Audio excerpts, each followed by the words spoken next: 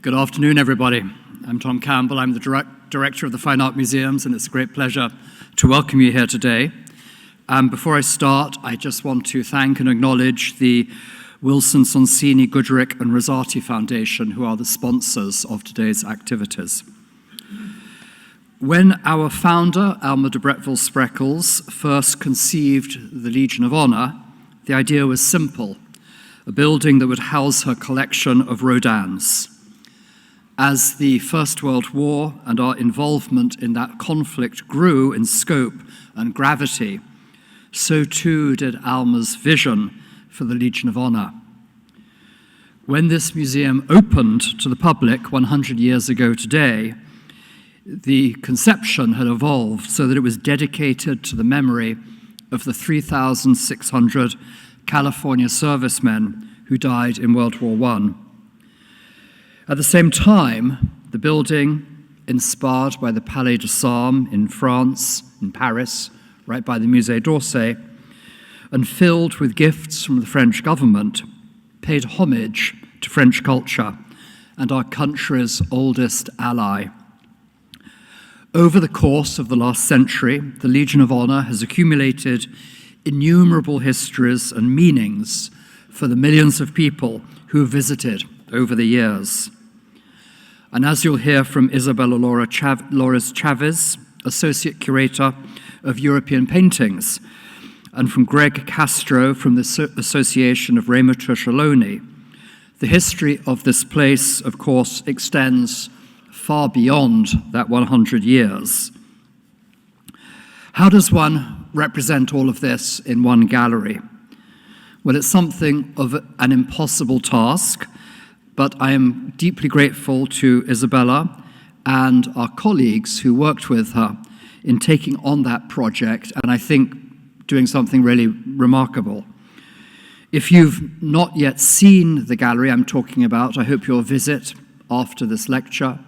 It's all the way down the wing beyond the Renaissance and medieval works of art, and it's a single gallery celebrating the history of this building and of its collections.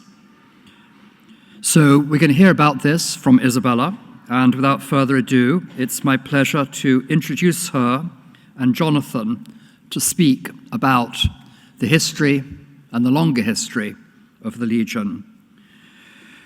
Greg Castro is the Culture Director of the Association of Renovation, and we're very grateful to Greg and his colleague Jonathan Cordero for their extensive and continued guidance and collaboration.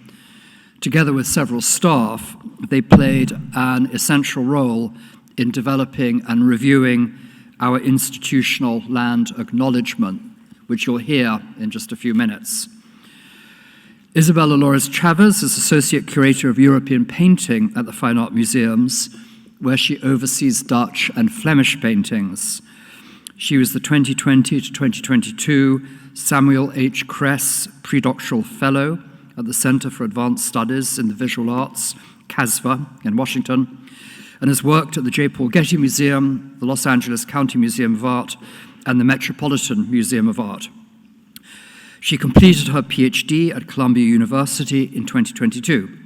Please join me in welcoming Isabella to the podium. Thank you.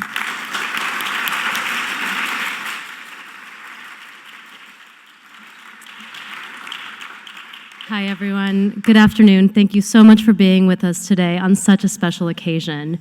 To begin, I'm going to read the Legion of Honor's land acknowledgement, and then I'm going to invite Greg Castro up for some remarks. The Fine Arts Museums of San Francisco occupy the unceded ancestral homeland of the Ramaytush Ohlone, who are the original inhabitants of what is now the San Francisco Peninsula.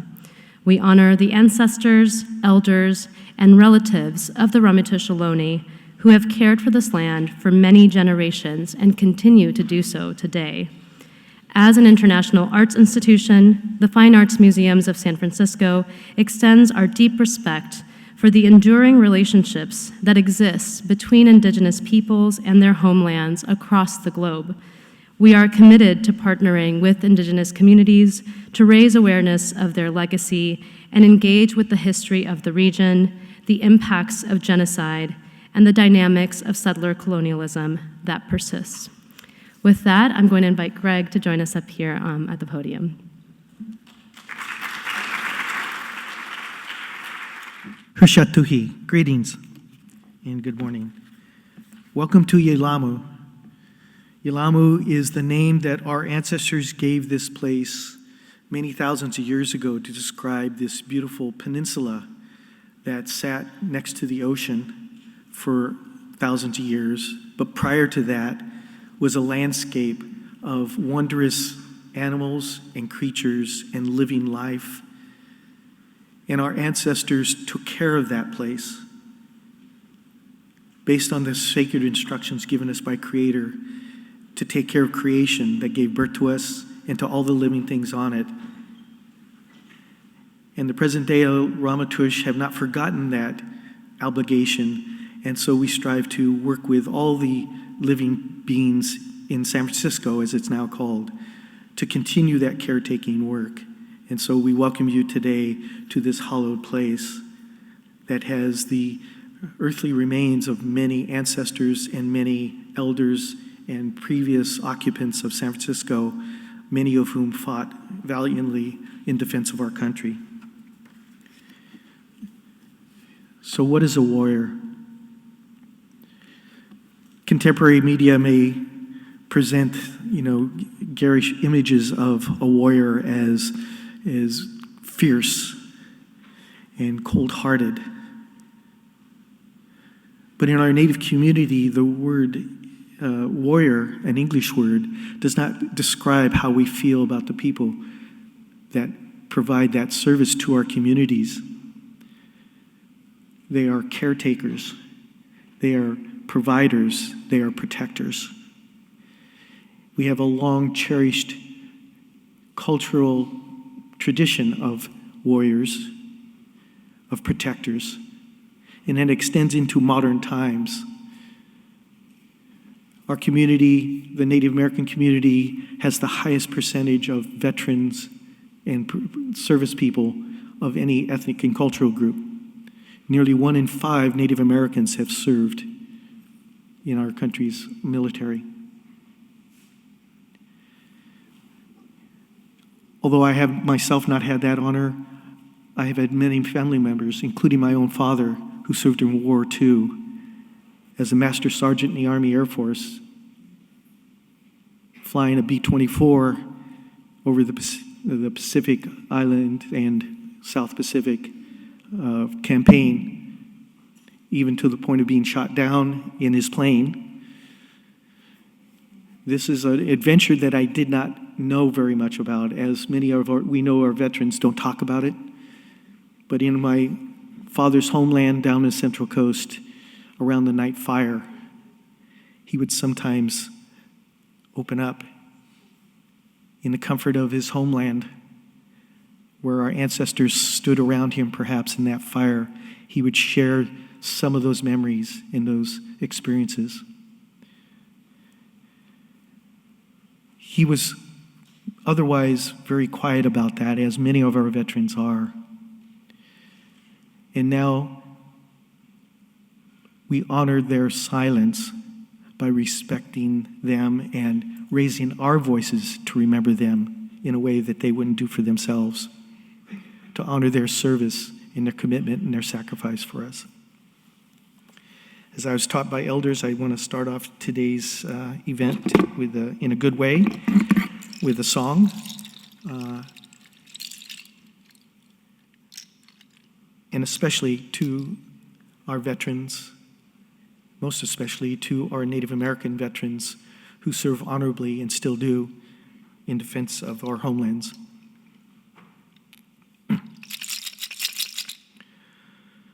Toa toa hiye, hiyeli ama, toa toa hiye, hiyeli ama, toa toa hiye, hiyeli ama, toa toa hiye, hiyeli ama, toa toa hiye, hiyeli ama, toa toa hiye, Hiyaliyama toa toa hiye. Hiyaliyama toa toa hiye. Hiyaliyama toa toa hiye. Hiyaliyama toa toa hiye. Hiyaliyama toa toa hiye.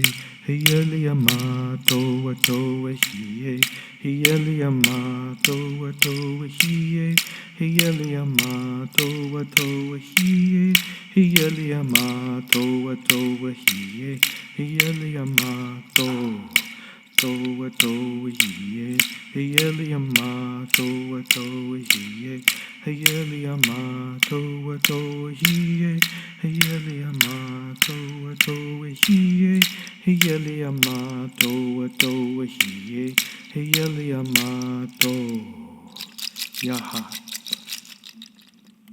For our ancestors. Ait Spanikan, thank you.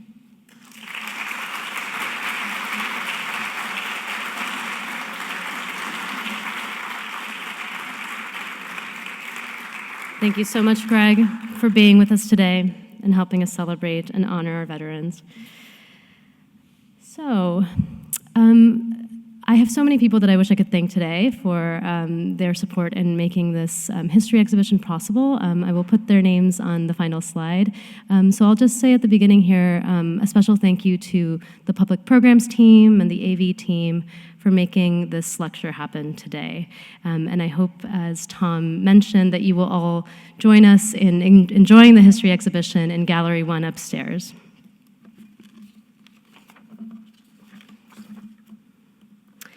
On February 19th, 1921, upon sandy dunes overlooking the Golden Gate, Alma de Bretteville-Spreckels laid the cornerstone for what would soon become the Legion of Honor. Just over 3.5 years later, on November 11th, 1924, the Legion of Honor opened its doors with a ceremony in the Court of Honor around the thinker, Auguste Rodin's indelible image of a monumental man lost in thought. The inauguration of the Legion of Honor was the fulfillment of a dream for Alma de Bretteville-Spreckels, a fantasy made real, the culmination of a project that wove together many strands of her remarkable life. November 11th was known as Armistice Day, which had been declared a national holiday in 1919 in observance of the day the armistice ending the wretched First World War had been signed. On a sunny November 11th, in 1924, the Legion of Honor represented a mournful dedication, a memorial in perpetuity to the California soldiers who perished in France during the recent First World War. Finally, of course, the grand structure erected at Land's End was a palace whose true lasting majesty lay in the works of art that would call it home and the countless visitors who would walk through its doors to see these timeless objects. Today, let's use this theater in the warm embrace of this 100-year-old building as a portal to travel back in time. With immense gratitude to those that came before us, most especially those who have given their lives to allow us to thrive, let's reflect on what it has meant for the last 100 years to do as our founders indicated, to honor the dead while serving the living. Part of the inspiration for the Legion of Honor is rooted in an event that testified to San Francisco's resilience, the 1915 Panama Pacific International Exposition. The vast World's Fair, which celebrated the newly completed Panama Canal, took place almost 9 years after the earthquake and fires that had devastated the city in 1906. Considering the extent of the damage, hundreds of thousands displaced from their home, hundreds of city blocks burned, the Panama Pacific International Exposition was an especially astonishing feat. Visited by nearly 19 million people, the fair covered over 600 acres along the city's northern waterfront. Its centerpiece, the 43-story Tower of Jewels, decorated with more than 1,000 pieces of multicolored cut glass. The entire endeavor, involving construction of buildings, statuary, gardens, and landscaping, all of it occurring almost entirely on site through the labor of hundreds of artisans, cost a whopping $15 million. When the fair opened on February 20th, 1915, War had already broken out in Europe, though the United States had not yet entered the fray. That would not occur until 2 years later. The nations represented in the Panama Pacific International Exposition were, at least for a moment, free of the burden of war, save for one: France, the only nation involved in the First World War to host a pavilion at the fair. That temporary structure was modeled on one of the grand Parisian mansions designed in the late 18th century on the banks of the Seine, the Hôtel de Somme, built by architect Pierre Rousseau for a German prince. In 1804, the Hôtel de Somme became the seat of the Légion d'honneur, the premier order of merit created by Napoleon Bonaparte. The French pavilion at the fair was constructed, unbelievably, in just 9 weeks. It opened on June 6th, after the arrival of the USS Jason, which transported works of art from Marseille to the halls at the French pavilion. It was only fitting for Alma de Bretteville-Spreckels to take part in the plans of exhibiting art at the French pavilion. Born on the outskirts of San Francisco to immigrant parents hailing from Denmark, Alma had developed a strong sense of pride in her French lineage, as her father claimed to be descended from a French noble family. By the time of the exposition, Alma had already traveled to France and made essential connections there. Most fateful among these was her friendship with Loie Fuller, an American dancer of exceptional creativity, who had distinguished herself as the mesmerizing creator of the Serpentine dance and a star at the Folies Bergère in Paris. Loie, who was also a pioneering choreographer, dance instructor, and innovator in the use of electrical and colored stage lighting, introduced her friend Alma to the daring French sculptor Auguste Rodin.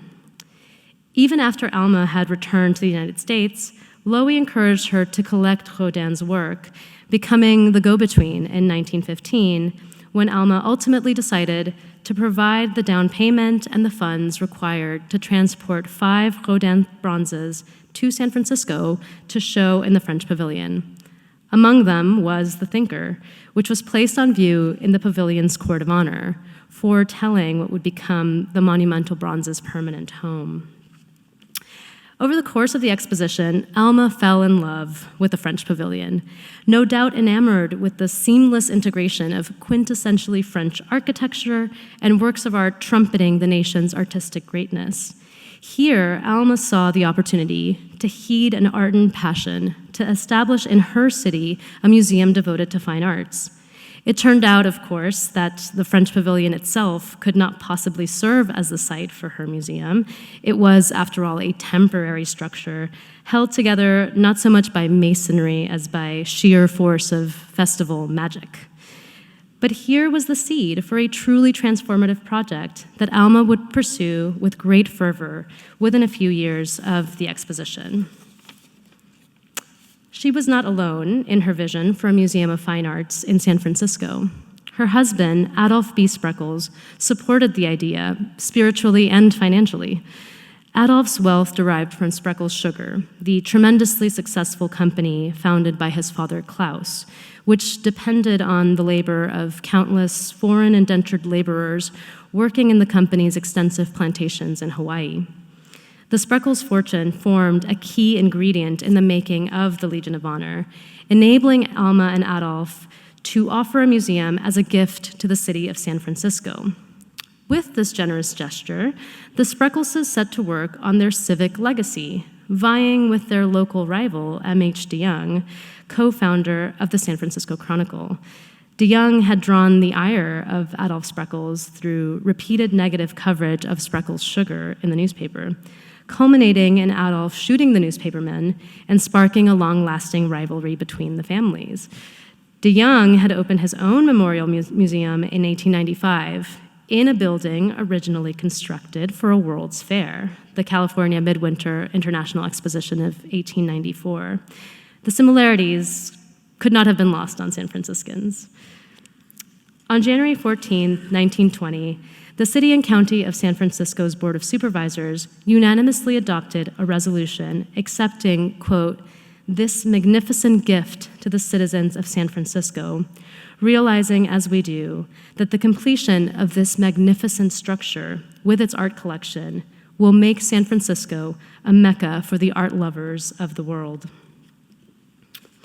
What Alma and Adolphe promised in 1920 was a replica of the Palais de la Légion d'honneur in the center of the city, in Alta Plaza.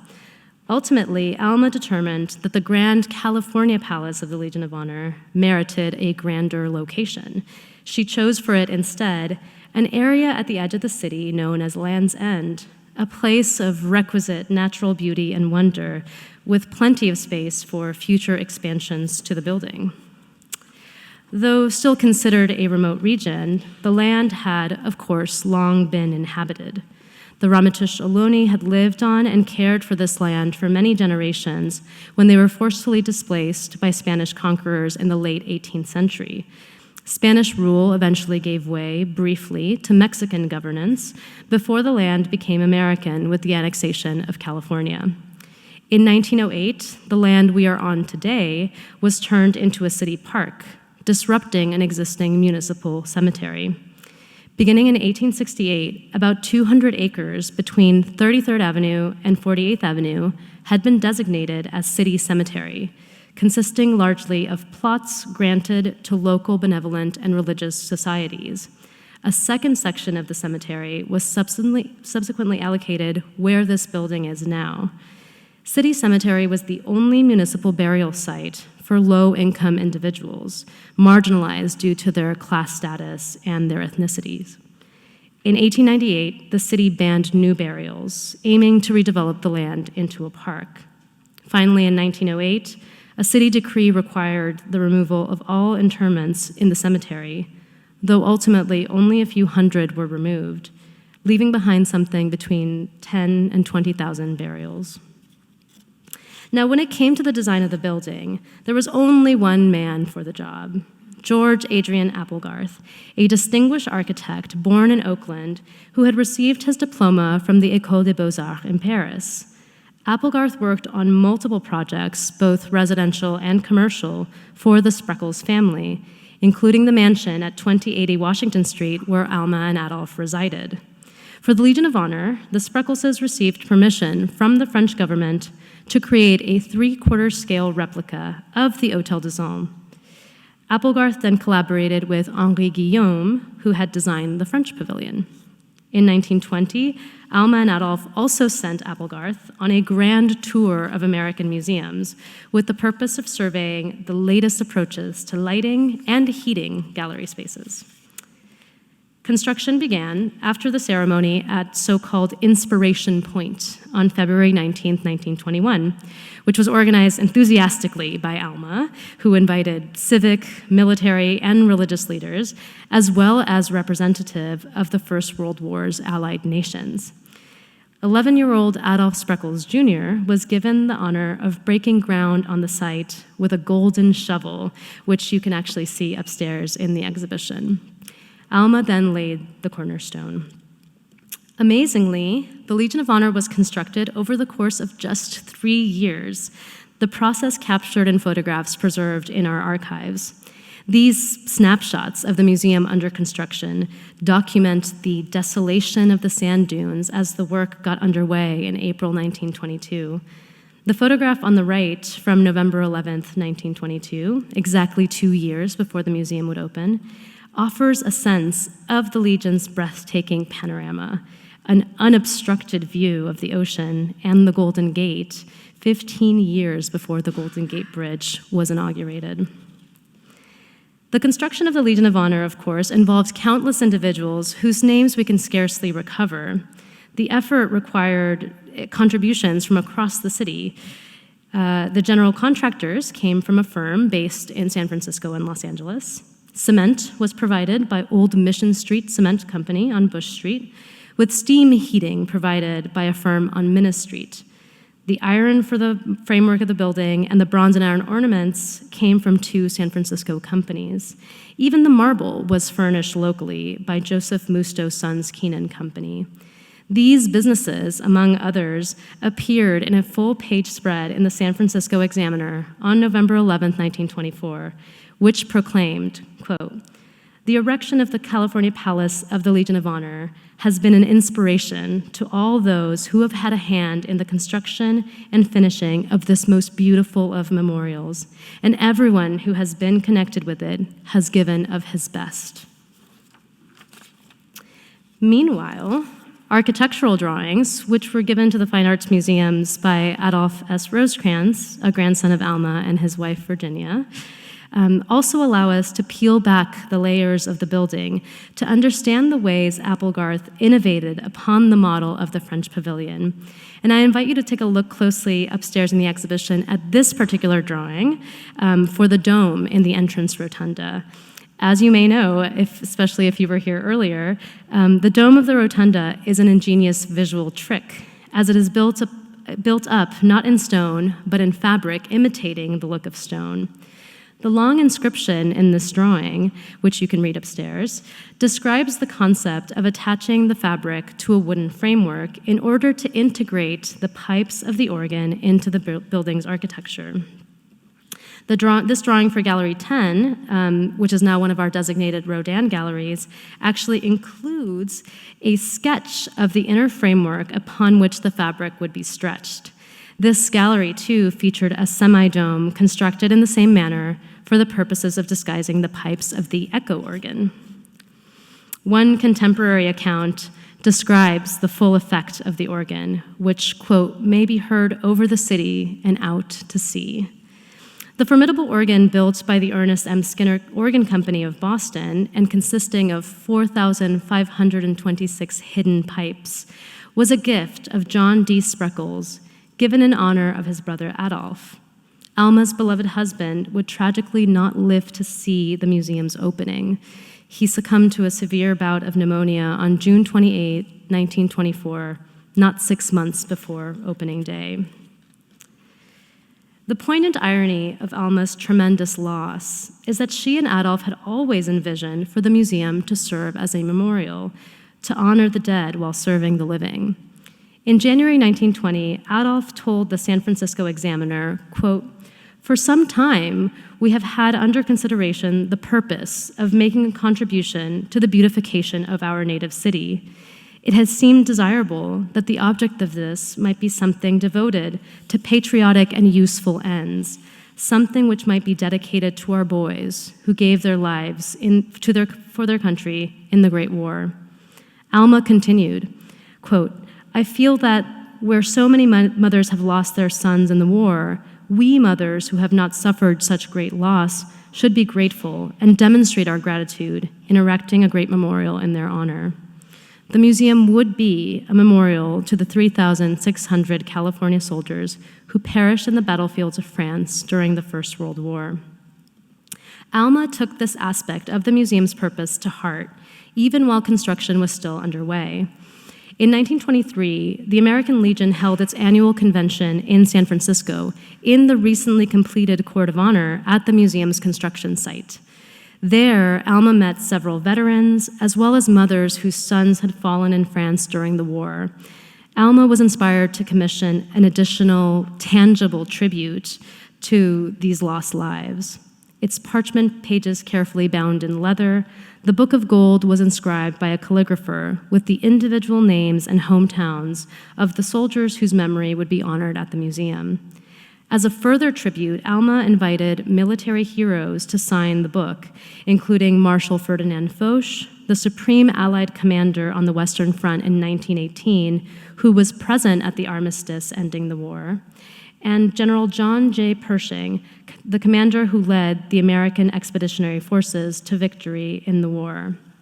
Many of you have visited the Book of Gold here at the Legion when it goes on view in honor of Veterans Day. And as part of our centennial celebration, we have placed the Book of Gold on view in the exhibition upstairs, where we'll turn its pages periodically over the course of the centennial year. It was thus only natural that the museum would open on Armistice Day, which would come to be known as Veterans Day.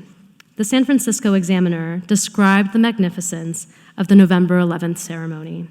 Quote, "Whatever cenotaph was unveiled or tribute paid yesterday to the heroic dead, No Armistice Day observance the world over was more impressive than that which attended the dedication of the California Palace of the Legion of Honor.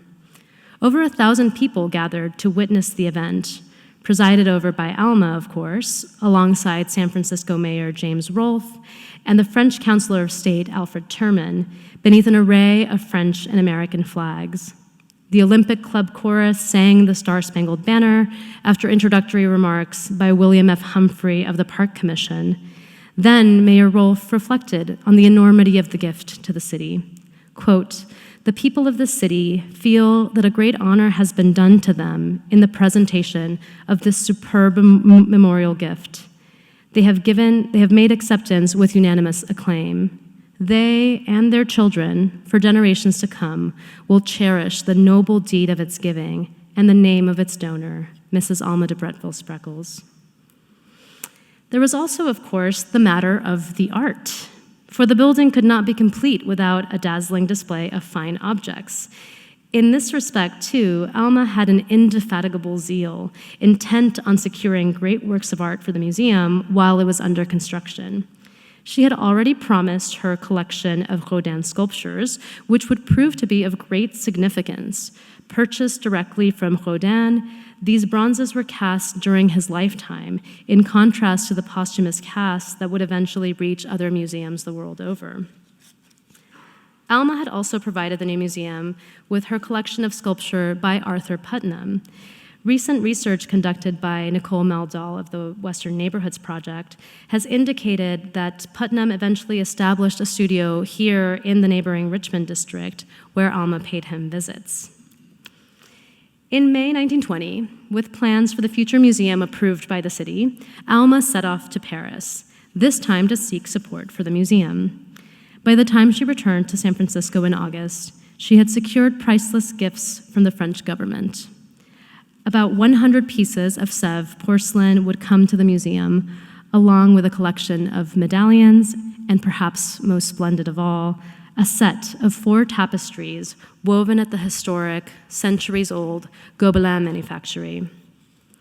The tapestries were woven between 1899 and 1907 after cartoons by the painter Jean-Paul Laurent, depicting key moments in the life of the medieval heroine Joan of Arc.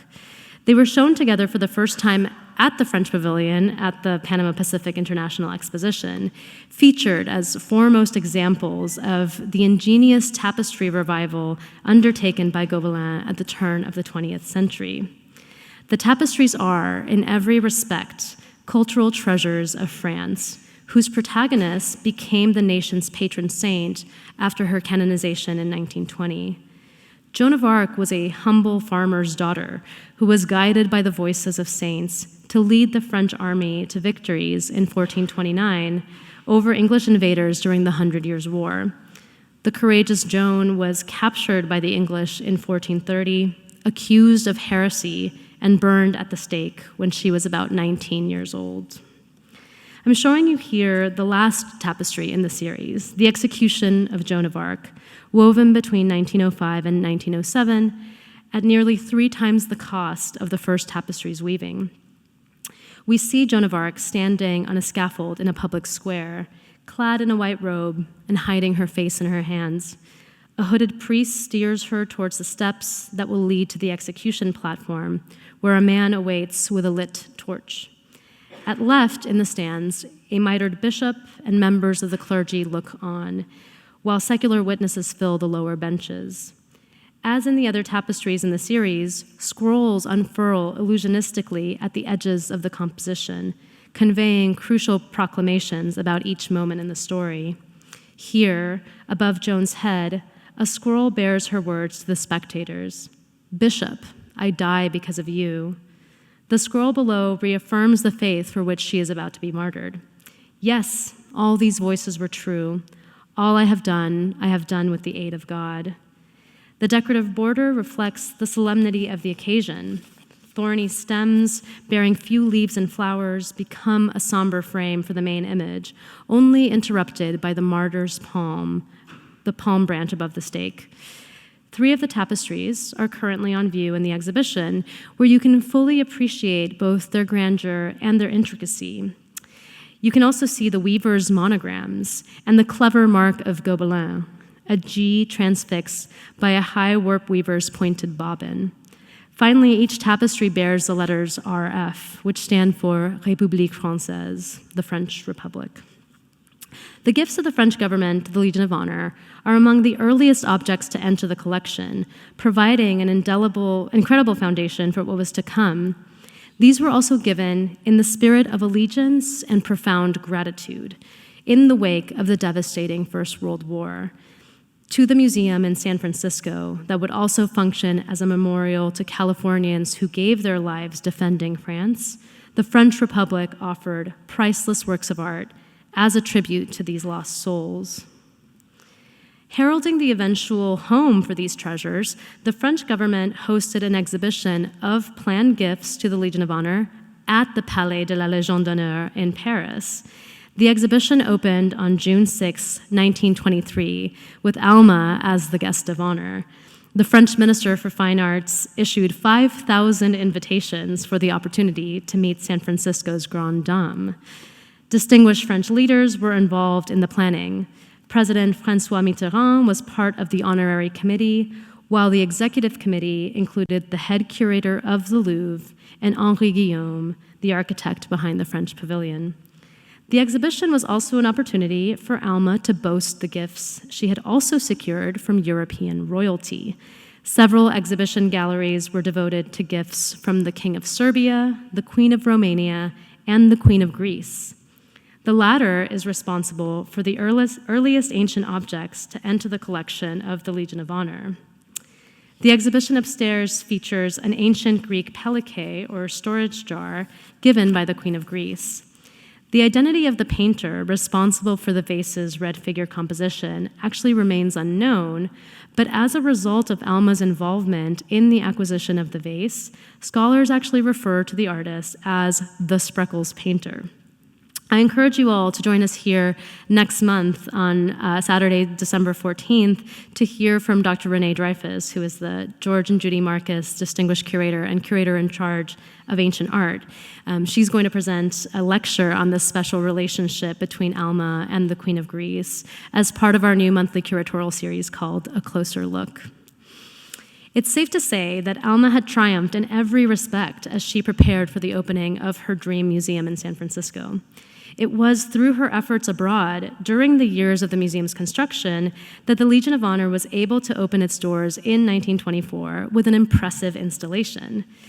The inaugural exhibition was a showcase of French art, consisting of more than 700 works, including Impressionist and post-Impressionist paintings and tapestries sent from the Louvre, the Mobilier National, and various private collections. Alma lent, among other works, some 30 sculptures by Rodin. These were promised gifts to the museum that we still enjoy today as icons of the master French sculptor's art. St. John the Baptist, currently on view in the History exhibition, as well as the Age of Bronze, the bust of Victor Hugo, and of course, the Thinker in the Court of Honor. Now, despite the grandeur of the gifts that Alma had secured at the moment of the museum's founding, the collection of the Legion of Honor was nevertheless on the smaller side, considering the 19 galleries that the museum's first curators had available to fill. For the first 6 years of its existence, the Legion of Honor was led by a woman appointed by Alma Spreckels, Dr. Cornelia Bentley Sage Quinton. In 1910, Quinton had become the first woman appointed director of a major American museum at the Albright Art Gallery, now the Albright Knox Gallery, in Buffalo, New York. Her husband, William Warren Quinton, served as curator at the Legion. On January 25, 1925, the San Francisco Examiner reported that Mr. and Mrs. Quinton had been untiring in their efforts, registering 140,000 visitors at the new museum in less than 2 months. The notice went on, quote, "The new footpath from the car line terminus makes a walk to the palace very inviting, and no less than 300 motor cars at a time find parking on the terrace, whence, so travelers say, the vista is the most glorious to be found." The museum's neighborhood, the Richmond district, was still developing, largely populated by working-class families, primarily of Irish and German descent. But by then, electric streetcars had been introduced, spurring growth in the neighborhood and granting San Franciscans access to its various attractions, including the new Legion of Honor. Attendance was robust. As Cornelia Quinton recounted in a letter to the director of the Metropolitan Museum of Art in January 1928, quote, "Our attendance for the past year was 980,234, which I think is pretty good, as for about half a mile, people have to walk up a hill, rather a steep incline, from the streetcar." So what did those visitors find in the galleries of the Legion of Honor in those first few years? Photographs by Gabriel Moulin transport us into spaces that appear startlingly familiar, a reminder that, in many ways, the Legion of Honor has withstood the test of time. Then, as now, the elegant languor of Rodin's Age of Bronze conjured an immediate sense of beauty and enchantment in the entrance vestibule. Then, as now, skylights invited natural light to play across the surface of paintings and sculptures, warmly illuminating the same parquet floor. The theater where we sit today, known as the Little Theater at the time, was already decorated with the phenomenal ceiling painting above our heads, the apotheosis of the California soldier, painted in 1924 by the Spaniard Julio Villa y Prades. Other spaces reflected the sensibilities of the era. What we now know as Rodin galleries were, back then, garden courts, two charming oases outfitted with plants, fountains, and sculpture. And the Court of Honor looked rather different, with a paved road and grassy enclaves, though some things have never changed. The thinker has always beckoned. Here's little Harlan Church Jr., a 3.5-year-old neighborhood boy who lived at 766 19th Avenue, seated beneath the thinker on April 15th, 1944, and striking his own pensive pose, he told a newspaper reporter, "I think I'd like a double ice cream cone, half strawberry and half chocolate, I think." Throughout the early years, the Legion of Honor's collection grew largely through gifts, as acquisition funds remained limited. This situation actually enabled the museum to function frequently as a space for the presentation of contemporary art. Though Alma's devotion to French art was unwavering, it bears remembering that she was also a champion of California artists, and the museum's early exhibition history certainly reflects an enthusiasm for artists working in California. Remarkably, women were among those showcased in early exhibitions at the Legion. In December 1931, the museum held an exhibition of paintings, drawings, prints, and textiles by Mary J. Coulter, a Kentucky-born artist who had served on the staff of the Department of Fine Arts at the Panama Pacific International Exposition. In 1932, the Legion presented the first memorial exhibition of Mary Curtis Richardson, who had kept a studio on Russian Hill, where she painted portraits of illustrious members of San Francisco society. Several artists featured at the Legion early on were also foreigners with ties to the Bay Area. In 1930, Diego Rivera showed paintings, drawings, and watercolors in the galleries of the museum. Upstairs in the history exhibition, you can have a look at a handwritten artist statement that he penned here in San Francisco towards the end of the run of his exhibition. Shortly after that, the Legion of Honor hosted an exhibition of paintings and woodblocks by Cura Obata and his late father, Rokuchi Obata. The younger Obata had arrived in San Francisco at age 19, only to lose his home 3 years later in the 1906 earthquake and fires. Other exhibitions within that first decade were more wide-ranging and ambitious. The museum hosted, in 1932, the traveling exhibition of the work of Negro artists, organized by the Harmon Foundation. Established by the real estate developer William Elmer Harmon in 1922, the foundation supported and recognized the achievements of Black Americans in fields including business, education, fine arts, and literature. This remarkable exhibition brought to the Legion of Honor paintings and sculptures by contemporary artists such as William H. Johnson, Vivian S. Key, and Hale Woodruff, introducing San Franciscans to both established and emerging Black artists, including several members of the Harlem Renaissance. Perhaps most spectacular of all was the 1929 exhibition, Contemporary American Sculpture, organized by the National Sculpture Society and financed by Archer M. Huntington, the distinguished art collector and son of the railroad magnate Collis P. Huntington. Archer had also recently given to the Legion of Honor a gift of 18th century French decorative arts and a handful of paintings from the remarkable collection of his mother, Isabella Huntington, along with a fund of $100,000 for acquisitions. The 1929 Contemporary American Sculpture exhibition filled not only the galleries, but even the grounds of the Legion of Honor with more than 1,300 sculptures of all shapes, sizes, and media, featuring the work of leading American sculptors. Among them was Anna Hyatt Huntington, Archer's talented wife, whose El Cid Campeador would be acquired by the museum in 1937 as a gift of Herbert Fleischhacker. It joined her stirring equestrian statue of Joan of Arc, given by Archer in 1926. Our El Cid is a full-size replica of the first version, just as the Joan of Arc is a replica of the original equestrian statue that earned Hyatt Huntington the Legion of Honor in 1922. Less than 20 years after the Legion of Honor's founding, war would reach its doorstep.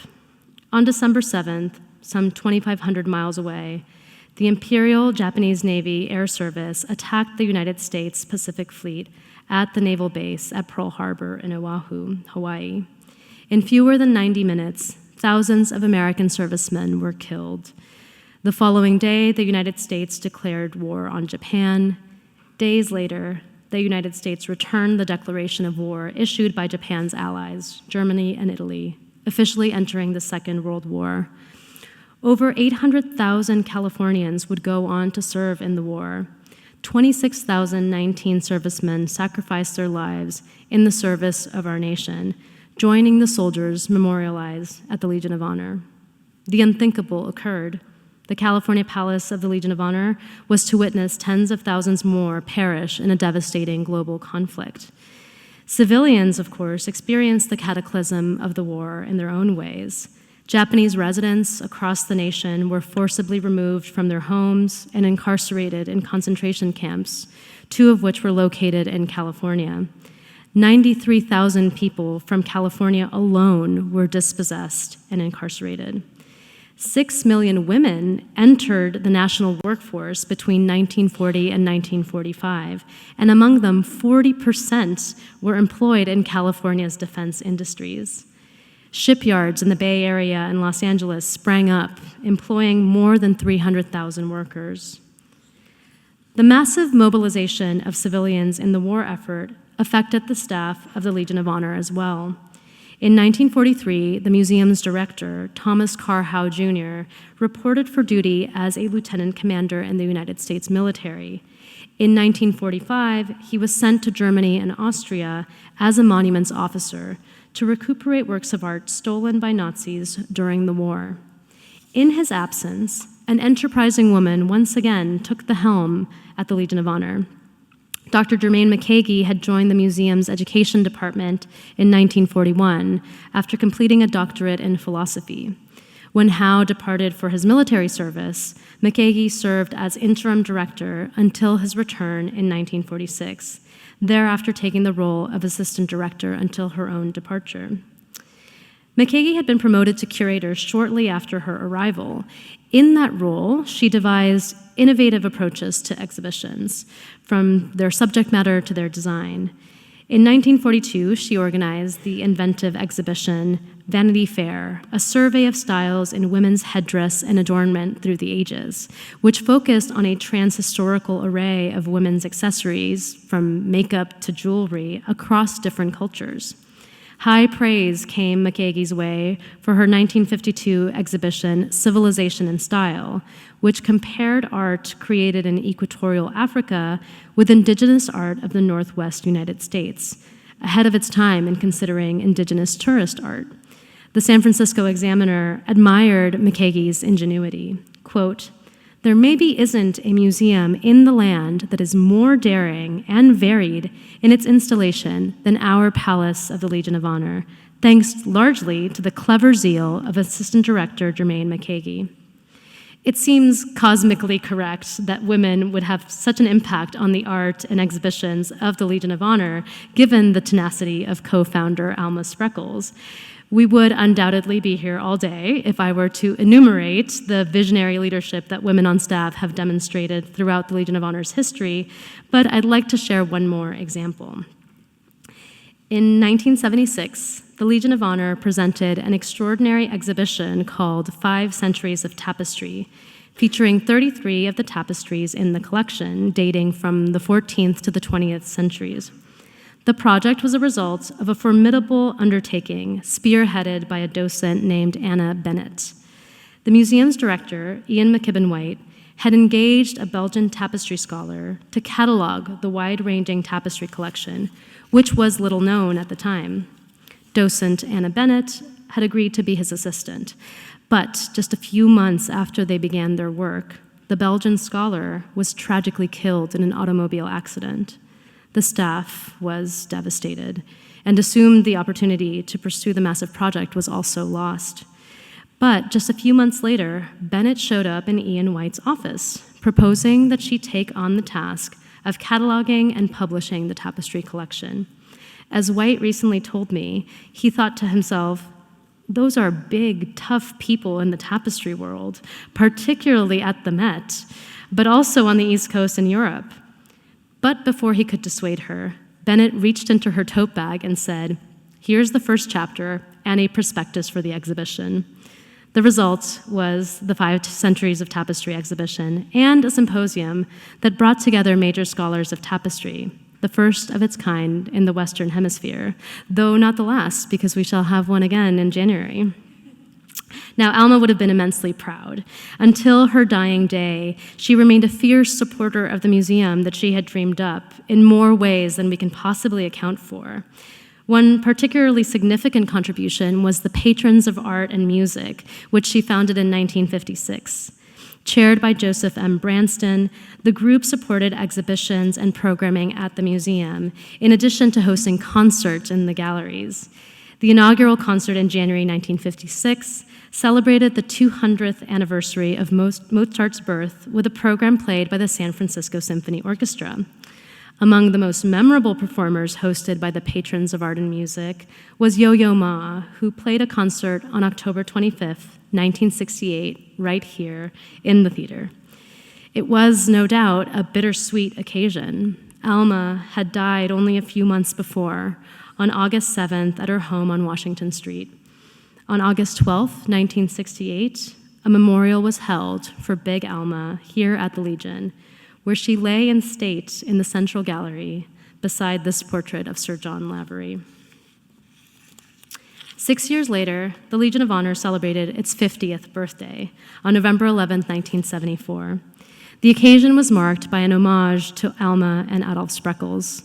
As director Ian McKibben White put it, quote, to celebrate in words and music the endurance of an idea. The Central Gallery, redesigned as a space devoted to the work of Rodin, was dedicated that day to the memory of Adolf and Alma Spreckels in recognition of their gift to all San Franciscans and the generosity that their gift inspired in others. The museum had certainly entered a new era. 2 years earlier, in 1972, the Legion of Honor had officially united with the DeYoung to form the Fine Arts Museums of San Francisco. And the year after that, in 1973, new headquarters for the Achenbach Foundation for Graphic Arts were unveiled right here, designed by Adolf S. Rosecrans, a grandson of Alma. The exciting novelties included an expanded exhibition space, a public print study room and library, and a paper conservation laboratory, which was the first conservation department at the Fine Arts Museums. Now, by then, the Legion of Honor had been, for 2 decades, the permanent home of the Achenbach Foundation, a remarkable print collection assembled by Moore S. and Hazel Achenbach. Their goal was to represent the development of the graphic arts from the 15th century to the present. Most of the collection, which the couple had given to the city and county of San Francisco in 1948, moved to the Legion permanently in 1951. And then the remainder of the collection arrived as a bequest in 1963. The wide-ranging collection includes engravings by Albrecht Dürer, etchings by Rembrandt and Goya, expressionist woodcuts by Käthe Kollwitz, and thousands of Japanese prints. Since the 1960s, the Achenbach Foundation has grown in pretty extraordinary ways. The late 1970s saw the arrival of works on paper related to the prominent designers from the Ballet Russe, which were given by Mr. and Mrs. Nikita D. Lobanov to complement the rich collection of theater and dance designs given by Alma Spreckels. And here I will really encourage you to visit Gallery 22, just outside the doors of this theater, to see our fantastic new exhibition called Dress Rehearsal, The Art of Theatrical Design, which presents some of our most enchanting examples of costume and theater set designs. Furthermore, as you will be able to see in the history exhibition upstairs, the Achenbach Foundation also preserves the archives of two legendary Berkeley presses. There's the Crown Point Press, founded by Catherine Brown in 1962, with an emphasis on the technique of etching, and Paulson Fontaine Press, formerly Paulson Bott Press, founded in 1996 by Pam Paulson and Renee Bott to support the work of marginalized artists, especially women and artists of color working outside of the mainstream. The Achenbach retains every edition published by each of these presses in perpetuity. Now, in the last 50 years, the Legion of Honor has, like the de Young, hosted and organized exhibitions of international renown. Not long after the 50th anniversary, in 1979, the collection galleries were completely deinstalled to make room for the presentation of The Splendor of Dresden, 5 Centuries of Art Collecting, a once-in-a-lifetime loan exhibition from the State Collections of Dresden. For decades, we have presented major loan shows. In 2004, there was Courtly Art of the Ancient Maya, with masterpieces on loan from more than 30 lenders, largely from Mexico. 2008 saw Women Impressionists, Berthe Morisot, Mary Cassatt, Eva Gonzalez, Marie Bracquemont, about the fiercely gifted women painters who were part of or associated with the Impressionists, featuring important loans, including from local collectors. And I'll note here that the Legion will soon play host to another landmark exhibition on a related subject called Morisot Manet, which is organized by Chief Curator of the Legion of Honor, Emily Beanie, and will open in October. The Legion of Honor's exhibition program has also more recently returned to its early engagement with contemporary artists. Our 2022 exhibition, Guopei, Couture Fantasy, became one of the best attended exhibitions in the museum's history, with nearly 300,000 visitors, many of you among them, awestruck by the fashion designs and superlative craftsmanship of the woman considered China's first couturier. We have also hosted unforgettable dialogues between the historic art on view in our galleries and the boundary-pushing work of contemporary artists, such as Wengechi Mutu in 2021, or the forthcoming exhibition of Yinka Shonibare, slated for November 2025. It can be easy to take for granted the longevity of an institution whose literal monumentality gives it the appearance of effortless existence. But the Legion of Honor is a living entity, subject to earthly circumstance. We confronted that unstoppable force of nature during the 1989 Loma Prieta earthquake, a kind of reckoning for the 65-year-old institution. Though the building sustained relatively minor damage, it was time for an upgrade. After the October 17th earthquake, San Francisco voters passed Proposition A just weeks later in the November election, approving the allocation of $12.7 million to renovate the museum. And then further fundraising efforts were led by John Rosecrans, a grandson of Alma, and his wife, Dodie. The results, of course, were the transformed building we enjoy today.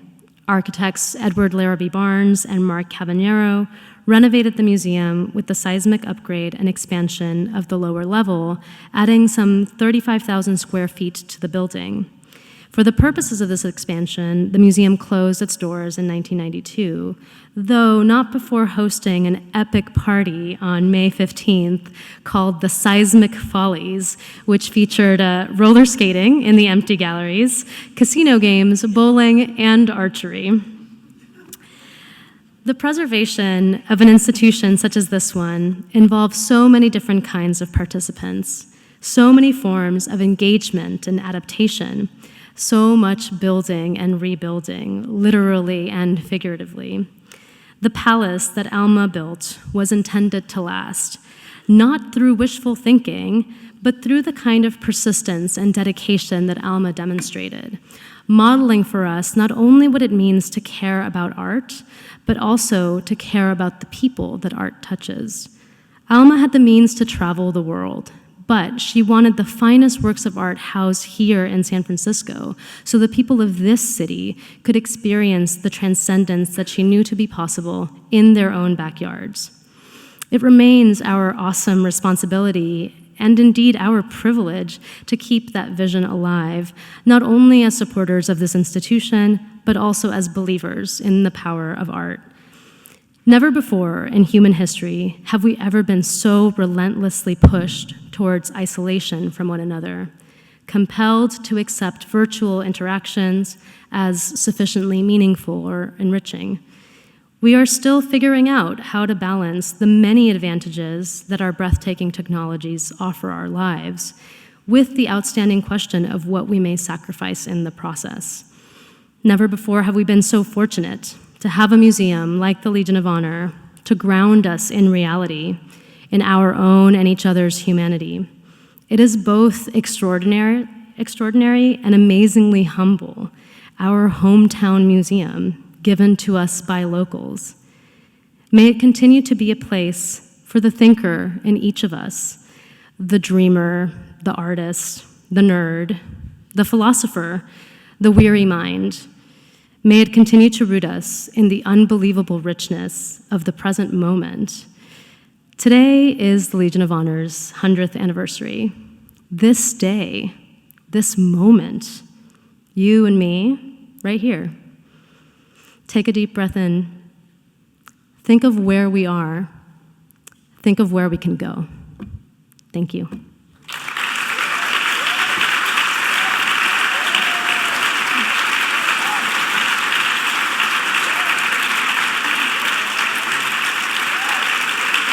Thank you.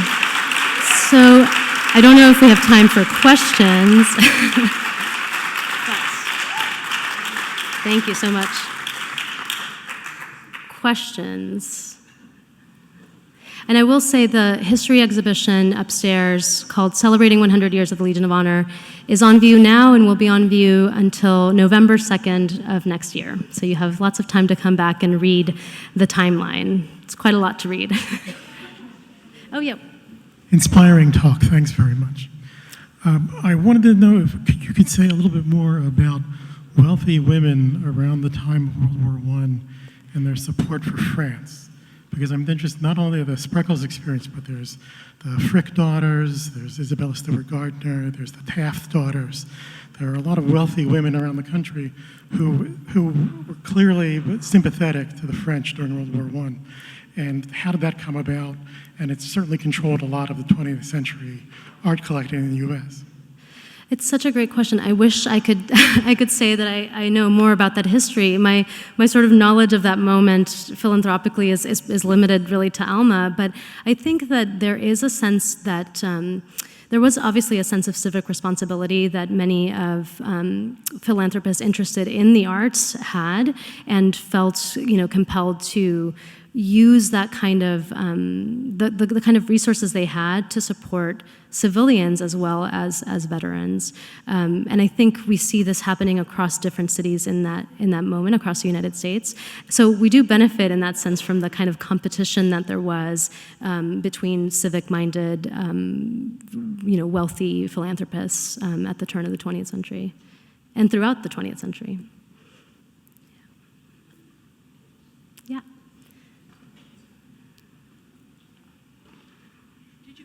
In your studies that either completely shocked you or delighted you? I was pretty shocked and delighted by the just sheer kind of surge of contemporary art that really had a home here at the Legion, and especially contemporary artists with ties to the Bay Area, because I think today we're in this moment where we're very interested in these major names in contemporary art, but I found it amazing to see that the halls of this institution really welcomed artists who were, graduates of the San Francisco Art Institute, instructors at CCA, people who really made their lives here and had their practices based here, and were able to actually show in the museum as relatively modest artists. I mean, some of them had, went on to have great careers. The Diebenkorns of the world moved beyond San Francisco, but our exhibition records are just full of month-long, 2-month-long exhibitions of contemporary artists who were just really committed to living here and practicing here. That's maybe my favorite thing that I found. Yeah.